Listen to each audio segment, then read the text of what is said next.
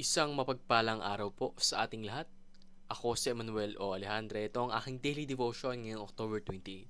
And for today, ating pag-uusapan kung ano ang tunay na kahulugan ng Catholic Church.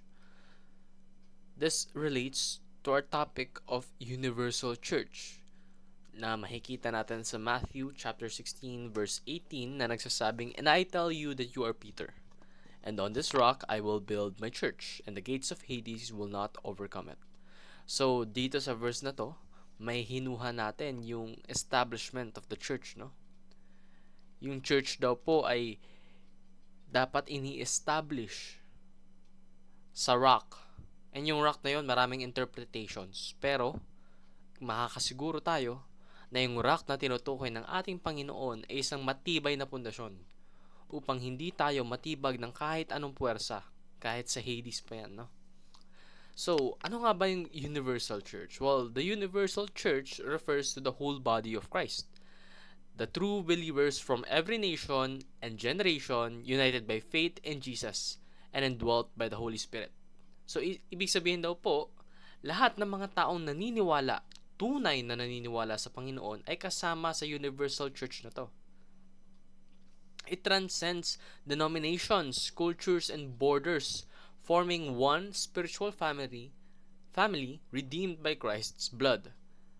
So yung church daw po, hindi daw po ito institution. Ito po ay living organism with Christ as its head. Yung church daw po, hindi daw po institution. Ito daw po ay tunay at nabubuhay.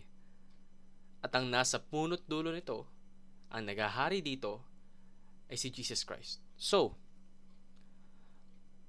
the local churches reflect this unity, reminding us that we belong to a global, universal, eternal community called to worship, witness, and serve together until Christ returns.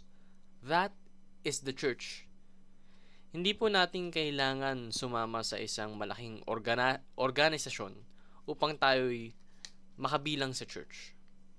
Even if we are only a part of our local churches, we are already a member of the universal church because we are the true believers of Christ.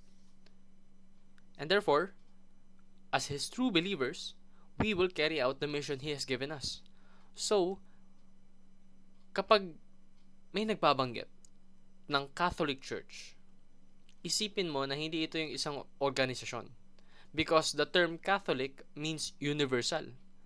So if someone is referring to Catholic Church, you should think of it as they are referring to the universal church of which you are part of.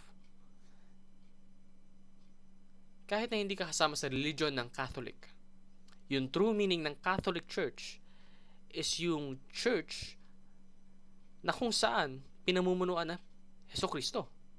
So you are part of the Catholic Church. You are part of the universal church.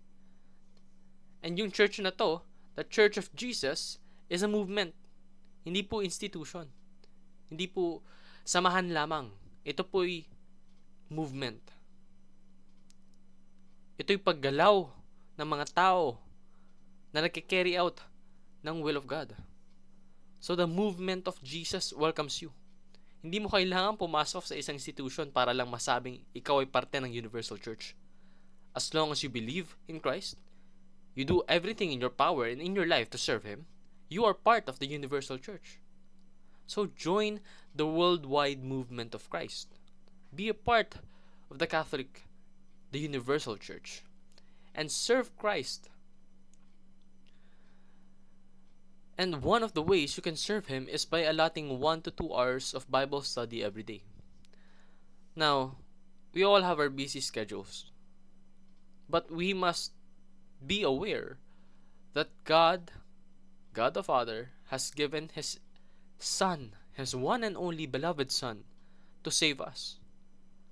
Kung hindi niya ginawa yun, wala tayo ngayon. For we have sinned and fall short of the glory of God. And we should have been punished. Pero dahil sa pagmamahal niya sa atin, He saved us. Therefore, yung buhay natin, hindi na para sa atin eh. Yung buhay natin para na kay Jesus. So, hindi ba natin kayang maglaan ng 1 o 2 oras man lang kada araw sa buhay na binigay sa atin para paglingkuran siya? Kayang-kaya natin yon. And let us leave an indelible impact on the lives of others. Yun lamang po ang aking daily devotion. Maraming salamat sa pakikinig. Pagpalain po tayong lahat and let us all give glory to God.